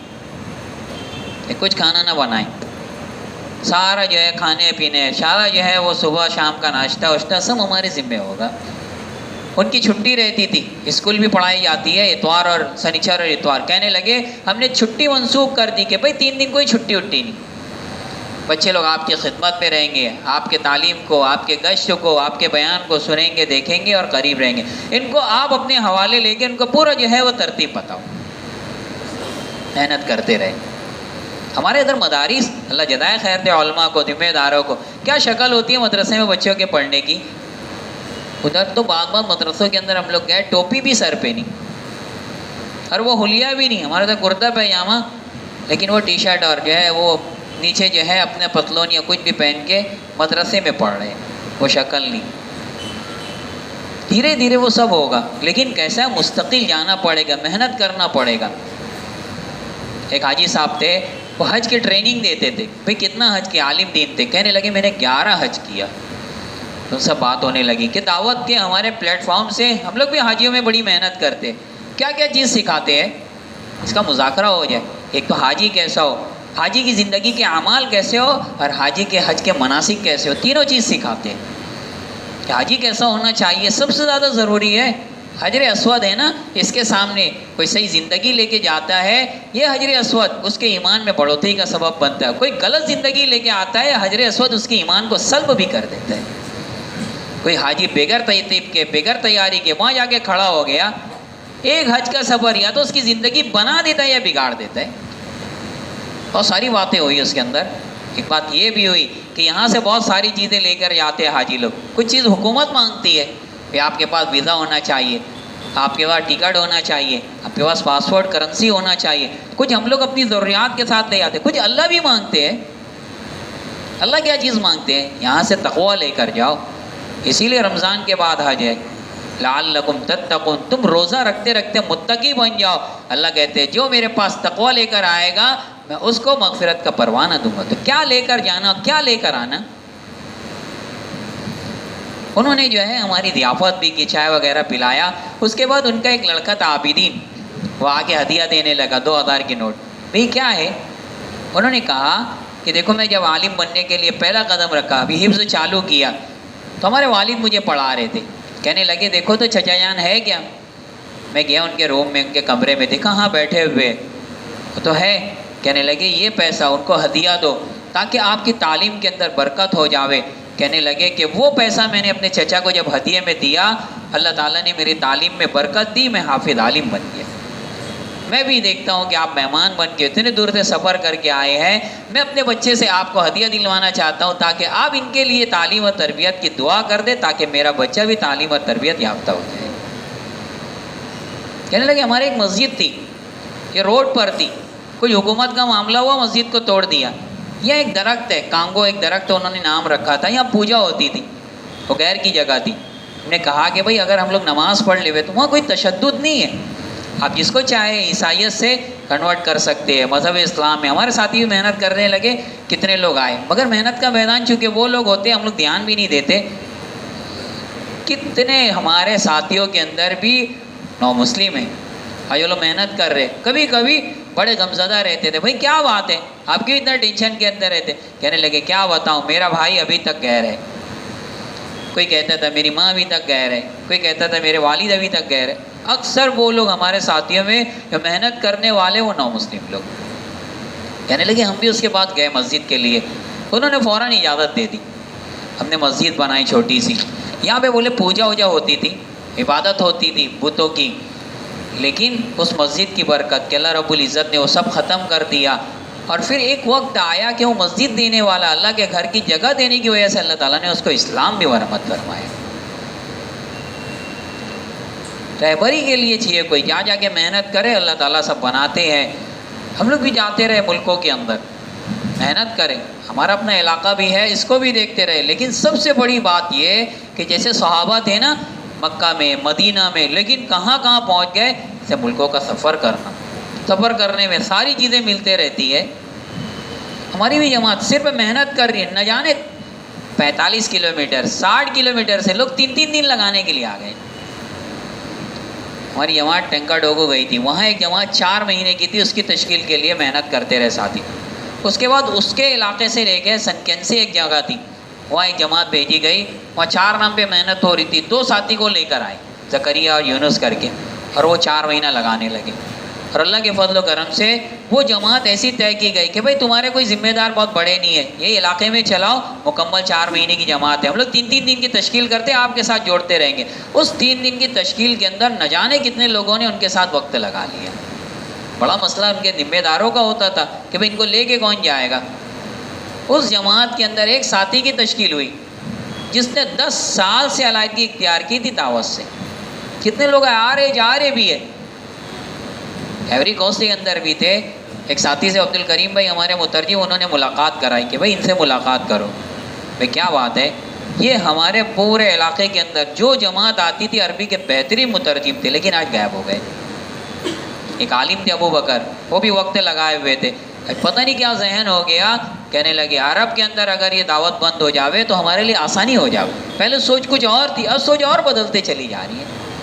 سمیٹنا بھی ہے، نیا عملہ تیار بھی کرنا ہے، کون بتائے گا، ماحول پیدا. تو وہ 10 سال سے علیحدگی اختیار کی تھے، ان کی تشکیل ہوتے رہے، قریب آتے رہے، یہاں تک کہ تھوڑا سا 10 سال کے بعد کوئی ریٹرن اتنی جلدی تھوڑی آ جاتا ہے. پس پیش ہونے لگے. ساتھی لوگ گئے تو ان کی بیوی سے پوچھنے لگے کہ بھئی کیا بات ہے، یہ کبھی جو ہے وہ پیسے کے تعلق سے کچھ بات کرتا ہے، کبھی کہتے ہیں علاقے میں وقت نہیں لگاؤں، کرنا کیا ہے. کہنے لگے اس کی وجہ سے میں اسلام کے اندر داخل ہوئی، اور میں خود اس کو آج کل سست دیکھتی ہوں، فجر کے اندر بھی بہت پابندی سے جاتے نہیں ہے، تم اس کو ضرور اللہ کے راستے میں لے کے جاؤ. کہنے لگے اس کے بعد پیسہ نہیں ہے، میرا اکاؤنٹ نمبر لو، اس سے جتنا پیسہ ہے سب لے لو، اس کے بعد جو کمی رہے میرے اکاؤنٹ سے لے کے اس کے اوپر لگا دینا، اس کے ہاتھ میں نہیں دینا. ماشاءاللہ ہم لوگ پھر اور بھی محنت کرتے رہے. وہ بھی ساتھی تیار ہو کے ابھی وقت لگا رہے حسین بھائی، اور چل رہے، اور اللہ نے صلاحیت دی ہے اس کو. 10 سال کے بعد آیا ہے، بہت خوش ہے، روتا بھی تھا کہ میرا 10 سال کہاں چلے گیا. تبلیغ کے علاوہ اور راستہ کیا ہے امت کی ہدایت کا؟ کون جائے گا مدارس کے اندر، وہ بھی بہت سبب اور ذریعہ ہے، لیکن ایک عمر ہوتی ہے اس کی بھی. خانقاہوں میں جانے کے لیے بھی اتنی طلب چاہیے، لیکن اللہ تعالیٰ نے سیدھا سادہ ایک راستہ دعوت تبلیغ کا ایسا دیا ہے کہ علاقوں میں، یہ علاقے عیسائیت کی طرف جانا چالو ہو گئے تھے. ہمیں ایک بات کی تاکید کی گئی تھی کہ بھائی ان کو جو ہے مکاتب سے بھی جوڑو. ایوری کوسٹ میں ہمارا جب وقت لگ رہا تھا تو ہم نے دیکھا بھائی مکتب خالی 2 دن، سنیچر اتوار، اور اس کے علاوہ پورے 5 دن کی چھٹی. بھئی یہ کون سا مکتب ہے؟ پڑھانے والے کون؟ مسجد کے ذمہ دار کو. اور سارے لوگوں کو ایک ترتیب دی گئی کہ بھئی یہ روز آنا مکتب ہونا چاہیے. کہنے لگے ہمارے بچے صبح 8 بجے سے جاتے ہیں اسکول تو سیدھا 4 بجے واپس آتے. یہ عیسائی لوگ نا چھوڑتے نہیں ہیں. آپ اتوار کے دن ایک جانور ذبح نہیں کر سکتے، آپ اور دن پروگرام کرنا چاہتے ہو کوئی آئے گا نہیں. ادھر عقیقہ بہت چلتے رہتے، روزانہ عقیقہ اور دعوت ہوتے رہتی. عقیقہ کا بہت اہتمام ہے. کہنے لگے کوئی جمعہ کو عقیقہ نہیں کراتا، اور دنوں میں نہیں کراتا. کوئی کرائے گا عقیقہ تو صرف جو ہے وہ اتوار کے دن، کوئی فرصت ہی نہیں رہتی. اتوار کے دن کسی کا مزاج ہی نہیں ملتا. تو وہ اپنی چیزیں بتاتے، بولے پہلے تو مجبور کرتے تھے اتوار کے دن دکان بند کرنے پہ، اور مجبور نہیں کرتے. لیکن اب دھیرے دھیرے ان کے ایری کوسٹ کے اندر جو صدر ہے وہ بھی مسلمان ہے ماشاءاللہ. اور ادھر برکینا کے اندر جو صدر ابراہیم ہے یہ تو نوجوان ہے 35 سال کا، یہ بھی مسلمان. 1.5 سال کی حکومت نے ایک دم اس نے کایا پلٹ دیا، نقشہ ہی بدل دیا. پوری فرانسیسی حکومت ان کے اوپر حاوی تھی، لیکن اب دھیرے دھیرے ان کے شکنجے سے نکلنا چاہتے ہیں. فرینک ان کے ملک میں چلتا ہے، اس پہ پابندی لگا رہے گی. ہماری اپنی کرنسی ہونا چاہیے، اور جو پیداوار ہے ہمارے ملک کے اندر ہے. ہمارے ملک کے لوگ سب ادھر ادھر سفر کرتے ہیں، ان کے روزگار اپنے ملک کے اندر ہونا چاہیے. ہے تھوڑی موٹی عقل کے لوگ یہ، مگر ہے بہت محنتی لوگ. ہم لوگ جب ایوری کوسٹ ہے برکینا فاسو آ رہے تھے بائی روڈ، ساتھیوں سے پوچھو، ایک اکیلا ڈرائیور 21 گھنٹہ جو ہے وہ اس نے ڈرائیونگ کی ہے ریگولر. بعض اس کے اندر پیسنجر چڑھ گئے جن کو سیٹ ہی نہیں تھی، پورا سفر 21 گھنٹے کا وہ کھڑے کھڑے سفر کر کے آ گئے. طاقت قوت بہت اللہ تعالیٰ نے دی ہے، تھوڑی سی ان کو باریکی سمجھ میں آ جاوے بس. رہبر نہیں ان کے پاس، رہنمائی کرنے والا کوئی نہیں ہے. ان کے لوگ مسجدوں کے اندر موجود ہے، تھوڑا سا نماز کی صحیح رخ کو دینا ہے، ذکر کے لیے موجود ہے، تلاوت کے لیے موجود ہے. عورتیں جو ہے آپ متوجہ ہے، بچے ان کے دینداری کی طرف آنے کے لیے تیار ہیں، لیکن کیا بات ہے، ان کے ذہن کے اندر یہ ہے کہ ہمیں عیسائی دکھنا چاہیے، وہ چاہتے ہیں عیسائیوں جیسا ڈریس، وہ چاہتے ہیں عیسائیوں جیسا کلچر، یہاں تک کہ وہ لوگ پینے کھانے میں تمیز نہیں کر پاتے۔ یہ تو برباد کرنے کے لیے دنیا میں، واحد ہمارے نبی تھے جو دنیا میں آباد کرنے کے لیے آئے تھے۔ جو ملک آج ترقی یافتہ سمجھا جاتا ہے، سپر پاور وہ جس کے پاس سب سے زیادہ میزائل ہو، جس کے پاس سب سے زیادہ ہلاکت کے مواد ہو پوری دنیا کے اندر، وہ سپر۔ میرے نبی کیا سیکھ کے کر گئے؟ جس کے پاس سب سے زیادہ خدمت کا جذبہ ہو وہ ہمارا سب سے بڑا ہے۔ سید القوم خادم، حضرت ابو بکر رضی اللہ تعالیٰ عنہ رات میں خدمت کرنے کے لیے جاتے تھے۔ بھئی کون کرے گا؟ آج خیر خان ہی رہ گئے۔ ہمارے مسلمان حکمراں بنتے ہیں، وہ ان لوگوں کو، حکمرانوں ماتحتوں کو سنبھالتے نہیں ہیں، اور جو وہ لوگ آتے ہیں تو لالی پاپ دے دیتے ہیں، پورا ملک برباد کر کے نکل جاتے ہیں۔ ان لوگوں کی یاد آوے تو دعا بھی کرتے رہے بھائی۔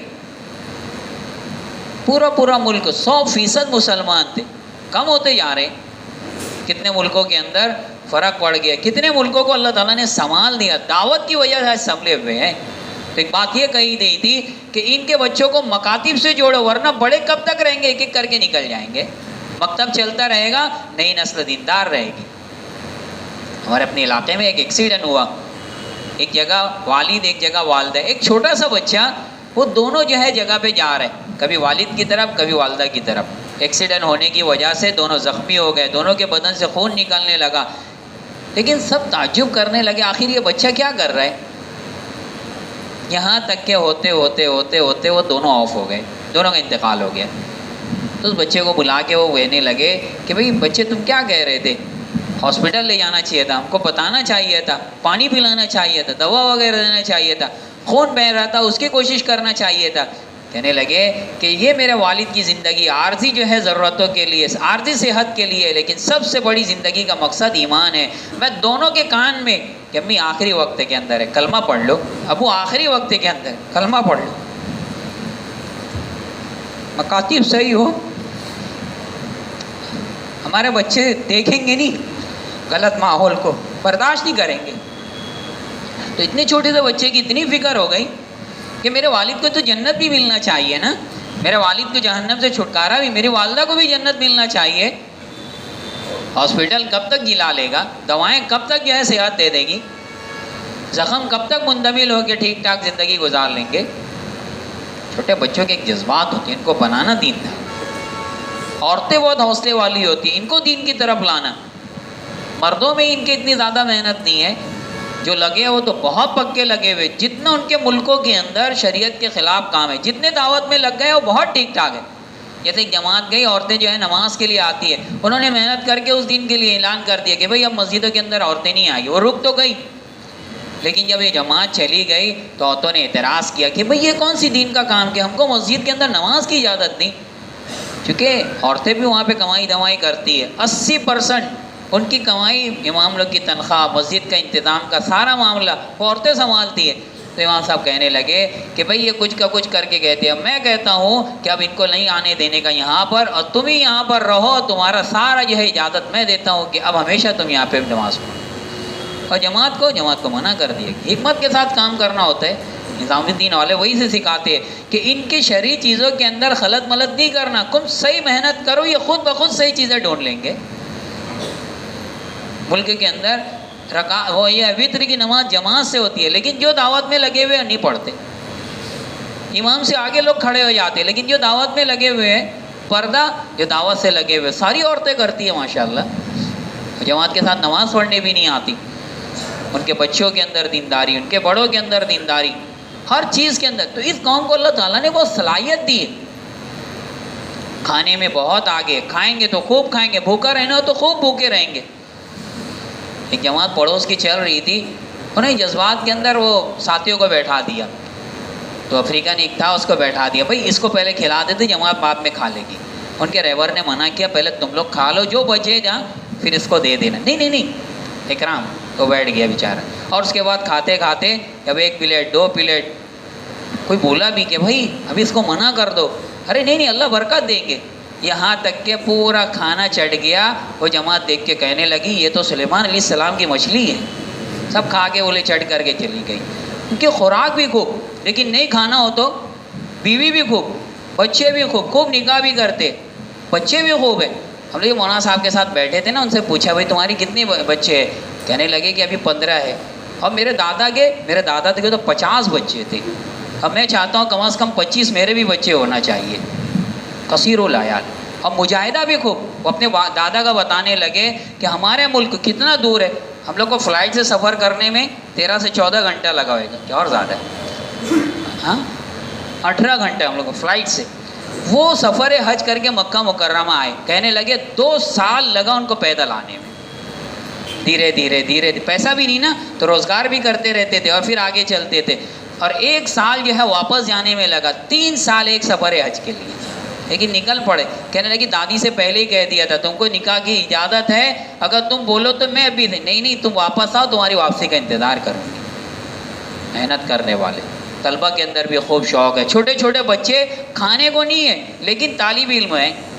ہم لوگ وہی مولانا یوسف صاحب جو ہمارے ساتھ وقت لگاتے ان کے ساتھ نکلے, تو ایک بچہ مانگ رہا تھا, ان کو بلایا اور ایک قرآن کی آیت کو انہوں نے پڑھا, اس کے آگے وہ پڑھنے لگا, پھر جیب سے نکال کے اس کو دیا. کہنے لگے ہم دیکھتے ہیں کہ یہ بچہ مانگ رہا طالب علم ہے کہ غیر طالب علم. طالب علم کے علاوہ ہم لوگ نہیں دیتے, تو قرآن کا سوال کرتے, وہ آیت پڑھ کے بتا دیا تو ہم لوگ اس کو دے دیتے. اپنا کھانے یعنی کمانے کرتے ہیں اور اپنا کھاتے ہیں, پھر جا کے مدرسوں کے اندر پڑھتے ہیں. غربت کے باوجود تعلیم حاصل کرنا چاہتے, غربت کے باوجود اللہ کے راستے میں. ہم لوگ ابھی سب پورا نظام بناتے, بھائی نظام الدین کون جائے گا, تو ہر ساتھی کھڑا ہو جاتا ہے. لیکن بھائی پاسپورٹ بنانے کو تک پیسہ نہیں, ویزا کا پیسہ نہیں, لمبے خرچے لگتے ہیں یہاں تک آنے کے لیے. کس کے بعد اتنی استعداد ہے؟ لیکن جذبات ایسے کہ جب پوچھو تب کہنے لگے نظام الدین حتی الی الموت, موت تک کے لیے نظام الدین جانے تیار ہے. اس دعوت کے لیے آخری سانس تک اس دعوت کے عمل کے لیے کرنے کے لیے تیار ہے. تو نظام بنانے کے لیے ہم سب اس راستے کے اندر آئے. ایک ساتھی ہم لوگ بیان کرتے کرتے وہ کہنے لگا میں مکہ بھی گیا اور اس کے اندر میں نے دیکھا کہ اتنی فراوانی ہمارے ملکوں میں کیوں نہیں ہے, ہمارے ملکوں میں غربت کیوں, افلاس کیوں, محتاجگی کیوں. نے کہا کہ بھائی اس مکہ مکرمہ میں جو نبی آئے نا, انہوں نے 2 کام کیا, ایک دعوت اور دعا. حضرت ابراہیم علیہ السلام دعوت دے رہے اور دعا کر رہے, ربنا لیقیموا الصلاۃ فاجعل افئدۃ من الناس تهوی الیہم وارزقھم من الثمرات. پہلے دعوت دیا اور روزی مانگی ہے. تم بھی اس ملک کے اندر دعوت کا کام تو کرو, پھر دعا کرو. اللہ تعالیٰ نے تمہاری غربت کو, تمہارے افلاس کو, تمہاری محتاجی کو نہیں ختم کیا, پھر اللہ سے کہنا. تو سب سے بڑا کام ہے دعوت کی طرف متوجہ ہونا. آج ان کے بعد نماز ہے. ہم لوگ یہ نہ سوچے نمازی لوگ ہیں, روزے لوگ ہیں. ایک اللہ کی قدرت ہوتی تھی, نبی محنت کرتے تھے پوری قوم اسلام کی طرف, اور دوسری اللہ کی سنت ہوتی جی, اب نبی جاتے تھے, نماز بھی ہے, روزہ بھی ہے, زکوٰۃ بھی ہے, لیکن قوم پھر بھی جو ہے اسلام سے پھر جاتی تھی. دعوت ختم ہو گئی. نوح علیہ السلام کی زمانے میں کیا ہوا؟ اللہ کی قدرت اللہ نے دکھائی, پوری قوم آ گئی. لیکن جب نوح علیہ السلام گئے, نماز روزہ سب ہے لیکن دعوت نہیں, ختم ہو گئی. دعوت سب سے بڑا ذریعہ ہے خوبیوں کے لانے کا, دعوت سب سے بڑا ذریعہ ہے خامیوں کے نکالنے کا. اللہ تعالیٰ نے ہم سب کو داعی بنایا ہے. نبی پاک صلی اللہ علیہ وسلم نے مردوں عورتوں کو داعی بنایا تھا. ہم بھی ان ملکوں کے اندر جا کے دعوت کا محنت کریں, ان کا مزاج بنائیں کہ اللہ دعوت دیتے, اپنی طرف بلاتے. ہم بھی پوری دنیا میں دعوت دے, اللہ کی طرف بلائیں. دعوت ہوگی تب تو اعمال کمزوری سے خالی ہوں گے, ورنہ دعوت نہیں ہوگی سارے اعمال. دیکھو نا دعوت نہیں ہے, نمازوں کا کیا حال ہو گیا ہے, روزوں کا کیا حال ہو گیا ہے, حج کا, زکوٰۃ کا, معاملات معاشرت کتنی بگڑ گئی ہے. دعوت ہوتے رہے گی تو سارے مجمع سے ہماری گزارش ہے کہ اس عظیم دعوت کے لیے ہم سب نیت کریں, ارادہ کریں. سب سے پہلے تو وہ لوگ جن کا ابھی تک ملکوں کے اندر سفر نہیں ہوا ہے, 3-4 مہینہ لگ چکا ہے, وہ لوگ بتائیں. اور جن کا لگ چکا ہے, بیچ میں کئی سال کا گیپ ہو چکا ہے, وہ لوگ بھی بتائیں کہ کون کون اس مجمع کے اندر تیار ہے بیرون کے لیے. بولے جلدی سے بتائیں. الحمدللہ نسیم بھائی, اللہ بہت بہت. نسیم بھائی, جسیم بھائی, اللہ بہت کو بولیں. اور بتائیں, اور بولیں. ماشاء اللہ حبیب صاحب, حفیظ مجاہد صاحب. اور بتائیں, اور بتائیں. الحمدللہ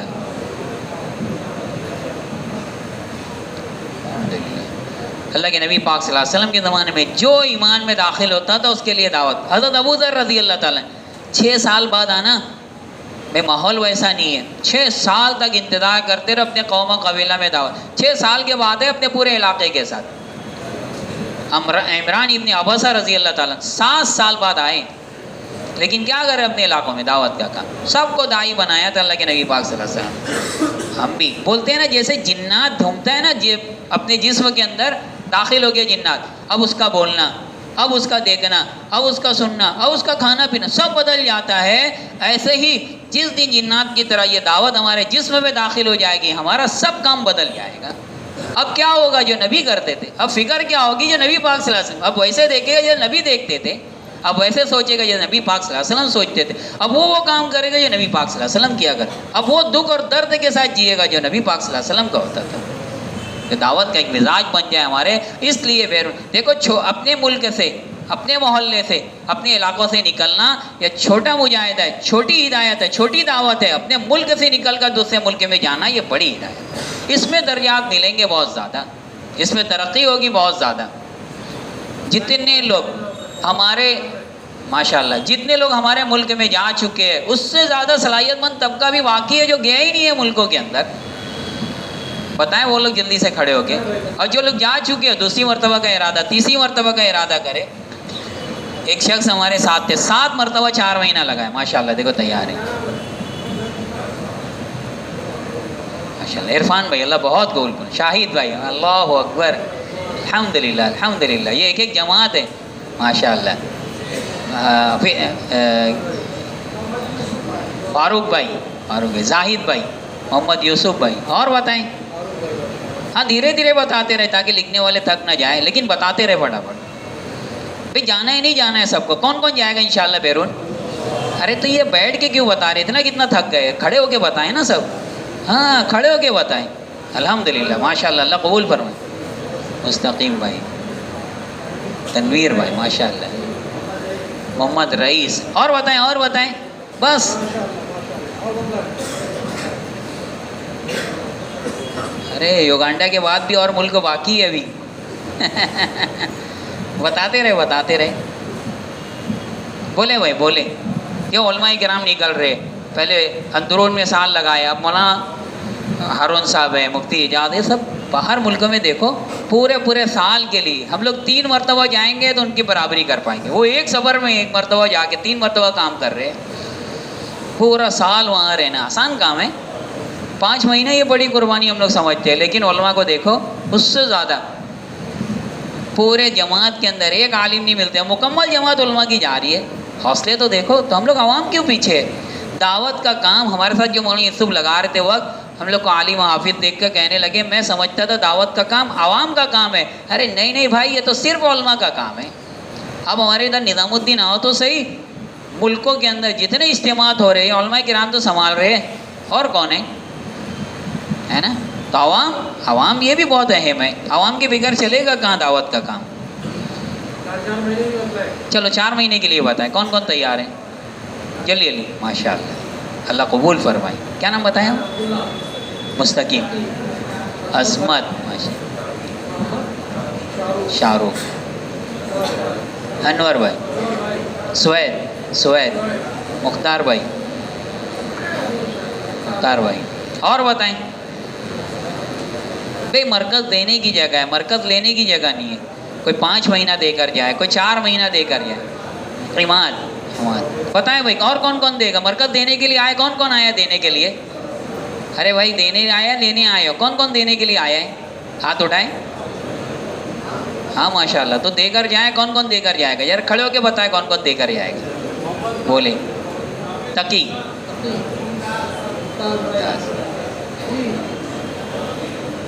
عامر بھائی ماشاءاللہ اللہ قبول فرمائے. اور بتائیں.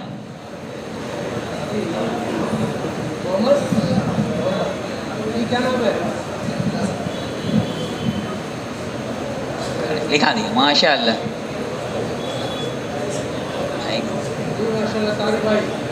اور بتائیں جلدی بتائیں.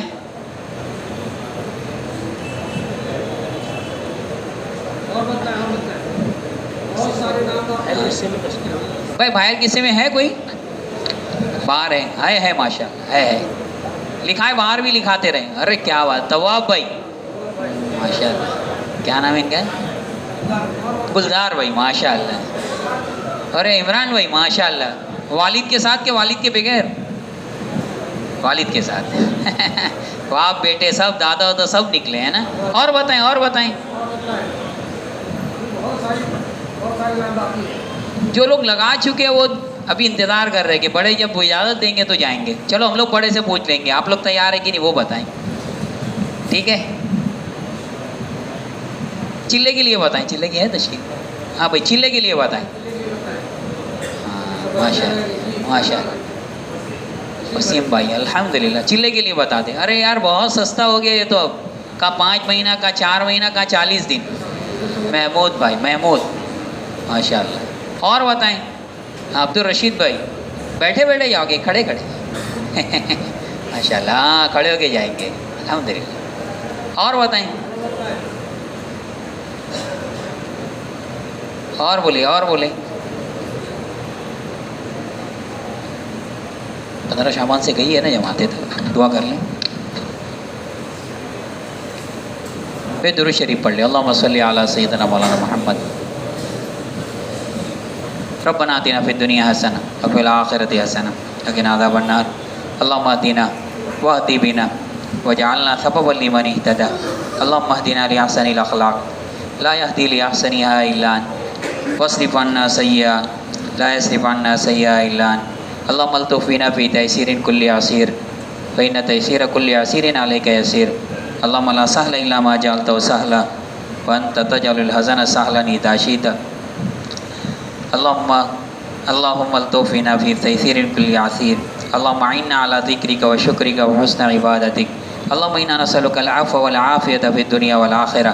اللہم اجعلنا لک شاکرین ولک ذاکرین وفی طاعتک راغبین ومن نیرانک فارین وإلى قبرك وصفيك محمد صلی اللہ علیہ وسلم زائرین وفي حج بیتك الحرام طائفین وبين الصفا والمروة ساعین وعند الأذان والإقامة متودلین وعند ختم القرآن متضرعین.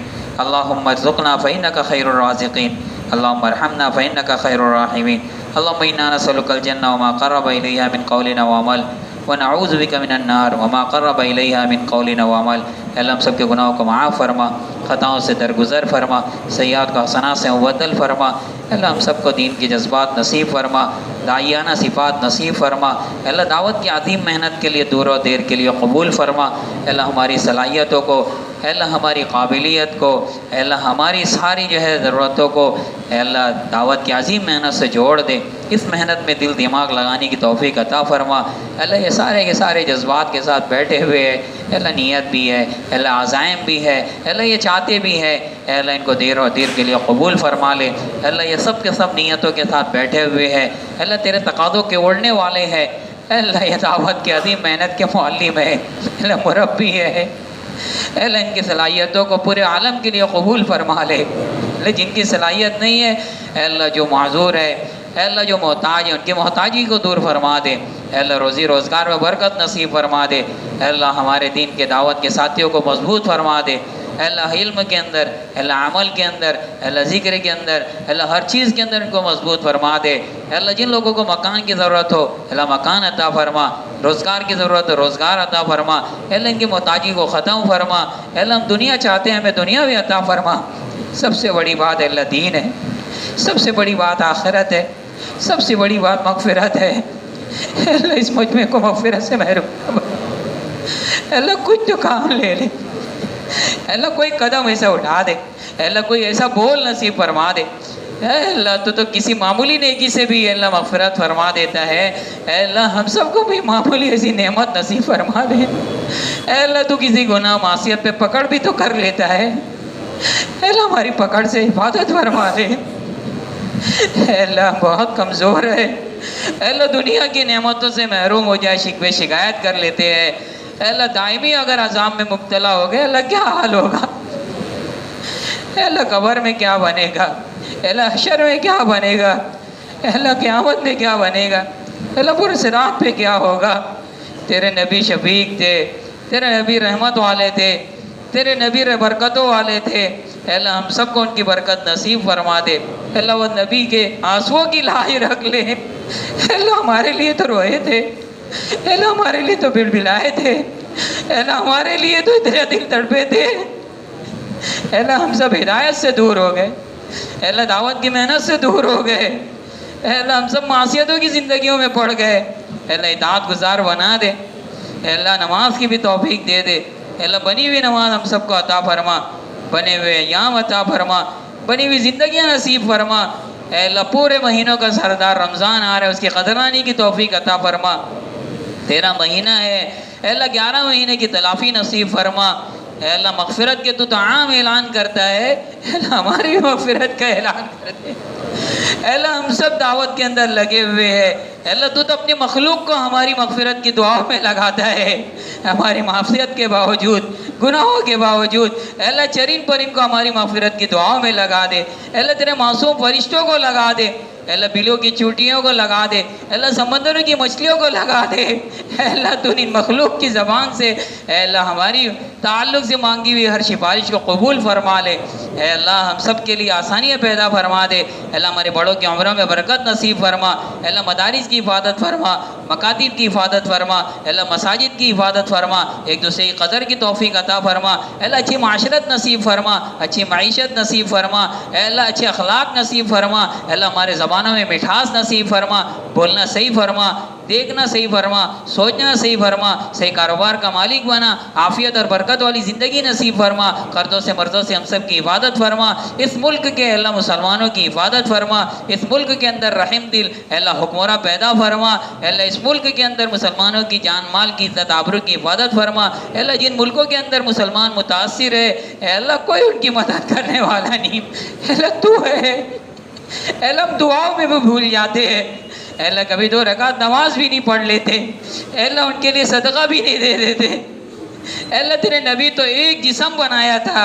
اے اللہ امت کو بھول گئے، اے اللہ دعوت کے ذریعے سے ان کے تک پہنچنے کی توفیق عطا فرما، دعاؤں میں ان کو یاد رکھنے کی توفیق عطا فرما، ان کے صدقات کے اندر ان کے طرف سے کچھ دینے کی توفیق عطا فرما، 2 رکعت نمازوں کے ذریعے سے ان کے لیے ہدایت کی، ان کے لیے عافیت کی، ان کی مغفرت کی دعائیں مانگنے والا بنا، اے اللہ ہم سب کی ضرورتوں کو غیب سے تکفل فرما، جن کے گھروں میں ماں باپ ہے قدردانی کی توفیق عطا فرما، جن کے بچے شفقت کرنے والا بنا، اڑوس پڑوس کے ساتھ محبت پیار کے ساتھ رہنے والا بنا، ہر گناہ سے حفاظت فرما، ہر اچھائی ہمارے اندر پیدا فرما، تیرے نبی پاک صلی اللہ علیہ وسلم نے ہدایت کی جتنی چیزیں مانگی ہم سب کو مرحمت فرما، تیرے نبی پاک صلی اللہ علیہ وسلم نے جن چیزوں سے اے اللہ معافی چاہیے دوری چاہیے ہم سب کو محفوظ فرما، ہماری دعاؤں کو نبی پاک صلی اللہ علیہ وسلم کے صدقہ طفیل قبول فرما، وصلی اللہ تعالی علی خیر خلقہ محمد وآلہ واصحابہ اجمعین، سبحان ربک رب العزۃ عما یصفون وسلام علی المرسلین والحمد للہ رب العالمین۔